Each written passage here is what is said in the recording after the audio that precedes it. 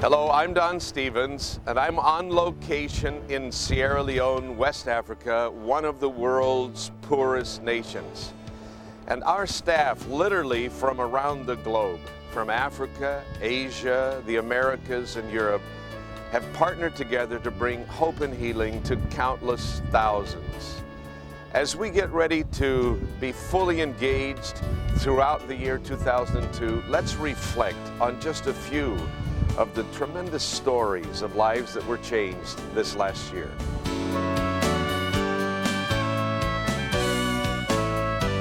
The year began with the Anastasis already 2 months into a 7-month outreach in Benin. Located in West Africa, over half of Benin's people belong to one of 5 ethnic groups.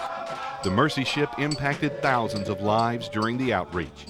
Dental treatments including fillings, extractions, preventive care, root canals, minor oral and facial surgeries, dental hygiene, and education were given to over 7,000 people. 7,239 received community health teaching, and over 5,600 patients were treated at a Mercy Ship's clinic.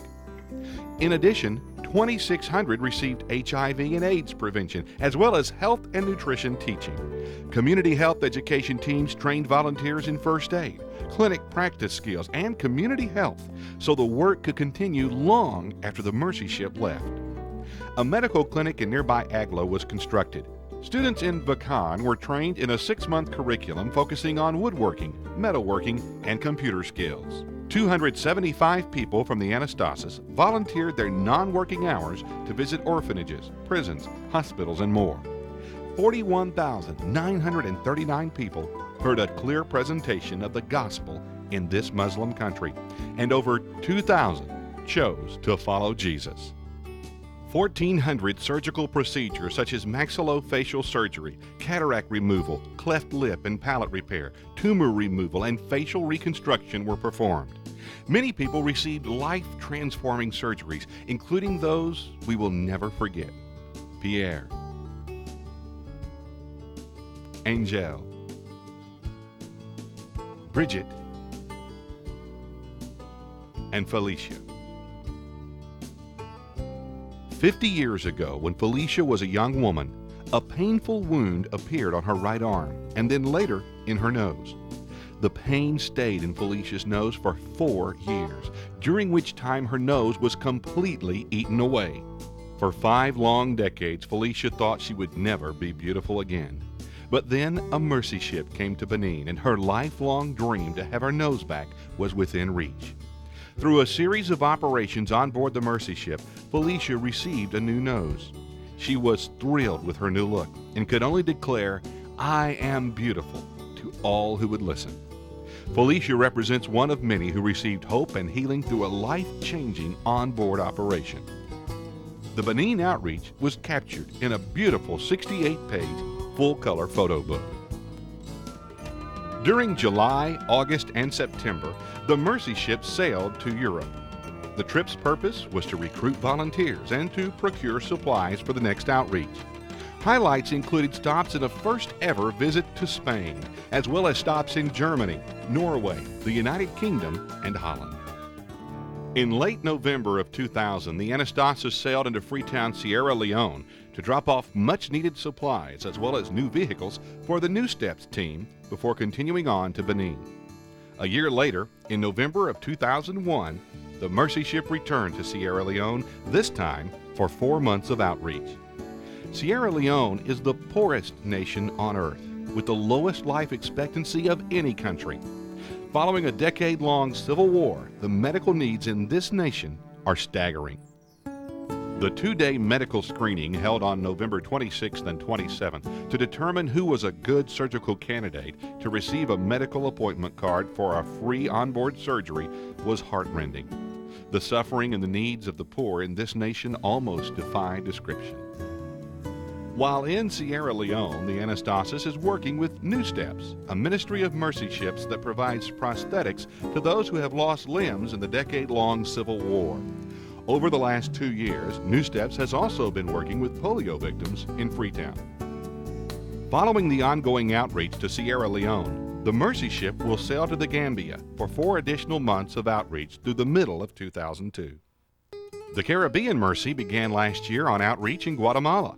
From there, she sailed on to the Dominican Republic and a first-ever port visit to Puerto Rico before a short PR tour of the southeastern USA to recruit volunteers and procure supplies.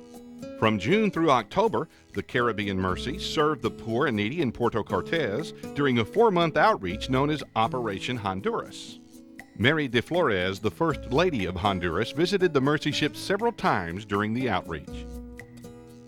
What Mercy Ships is doing by the surgeries on the ship here and in the local hospitals and the work that they're doing to help schools, kindergartens, orphanages, and also to help people with their agricultural crops is a great benefit to Honduras. They think it's a miracle. During Operation Honduras, many needs were met. 9 freshwater wells were dug, bringing much-needed clean water to thousands of people. Almost 5,000 were treated at the healthcare clinic. Health education classes were held in 2 communities, training residents in preventive health care. 4,400 patients were seen at the optical clinic. In addition, hundreds of orthopedic surgeries were performed. 872 people made a first-time decision to follow Jesus, and hundreds more recommitted their lives to Christ. The blind received back their sight and were given a Bible in their own language to read. All told, 770 eye surgeries were performed on people just like Jesus Mendieta. Jesus and his son Patrocino have come to the Mercy Ship to receive treatment for Jesus' sight. Jesus makes a small living planting corn. He's blind in one eye and has a cataract affecting the other. Jesus receives gentle care from Mercy Ship's support staff while skilled surgeons operate to remove his cataract. Patrocino is acquainted with the ship's gangway watchman, Francisco Burgos. He's also been approached by a friend about becoming a Christian and has expressed renewed interest in the Bible. Before his father is even out of surgery, Patrocino has accepted Christ as his Savior, and Captain Fadley and Francisco record the event in a gift Bible presented by Mercy Ships. Back at home, Jesus needs Patrocino to lead him while his eye heals, but soon he'll be able to return to work. Following Operation Honduras, the Caribbean Mercy ended 2001 by visiting Florida, Mississippi, and Texas to report back, recruit volunteers, and to procure supplies for a return outreach to Honduras.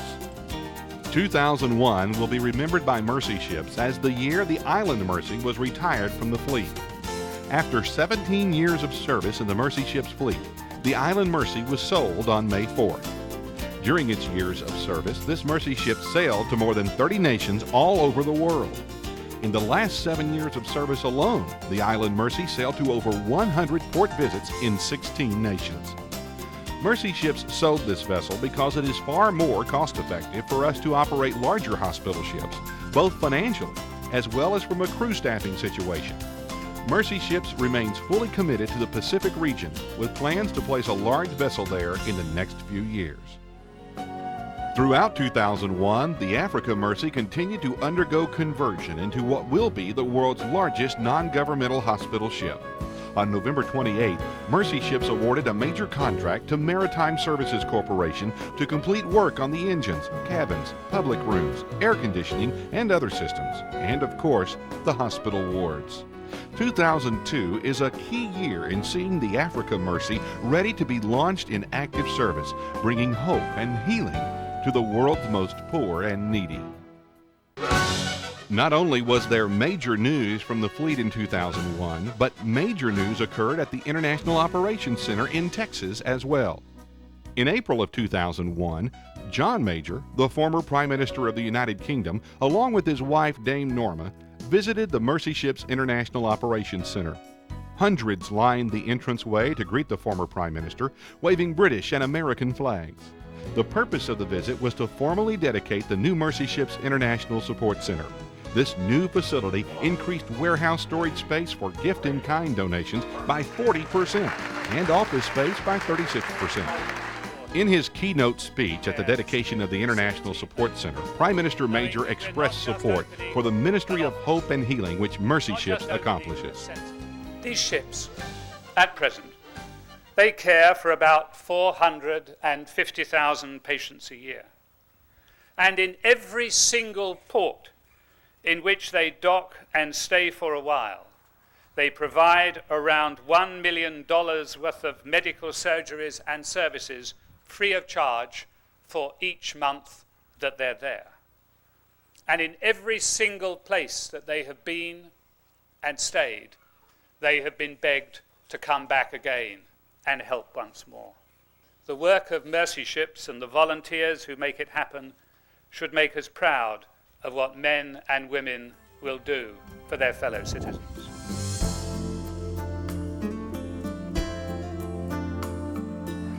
While the highlights and stories of people who were brought hope and healing in 2001 were deeply moving, it impacted me, and I'm sure it did you as well. We're busy already in full operation in 2002. The Anastasis has returned to Sierra Leone, the world's poorest nation, the Caribbean Mercy, to Honduras in Central America. But our hope of hopes, the one that requires faith in all of our energies and actions and prayers, is to bring the Africa Mercy online. She is 40% greater in capacity than the Anastasis, our largest ship. Will you join with us in prayer and faith and all kinds of actions that we might see her join her sisters this year in service? In many ways, the world has changed forever since 9/11/2001, but in other ways, there's been very little change. The world's poor still have little or no access to primary health care, little or no access to the message of the nature and character of a loving God, little or no access to clean water and sanitation or education. However, Mercy Ships is convinced, especially since 9/11/2001, that our time has come. Distant lands await the arrival of a Mercy Ship, peoples that we've not yet met. Those that are longing for this message of hope and healing are expecting the arrival of our ships. I invite you to join with us in this great adventure of bringing hope and healing. Some of you will want to come with us on a short-term outreach. Others would prefer to give or to pray, but there's something for each of us. And as we become participants in bringing this message of hope and healing, something wonderful happens in us. There's a great deposit in our eternal, emotional, spiritual bank account that we've done something that brings pleasure to the heart of God and help to those who most often need it. As these ships sail to distant lands with the eternal message of the nature and character of God that brings lasting hope and healing, you'll want to be a part of it. Thank you for joining us.